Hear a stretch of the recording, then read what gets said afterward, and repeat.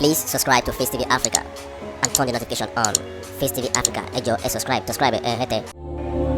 Face TV Muswobi.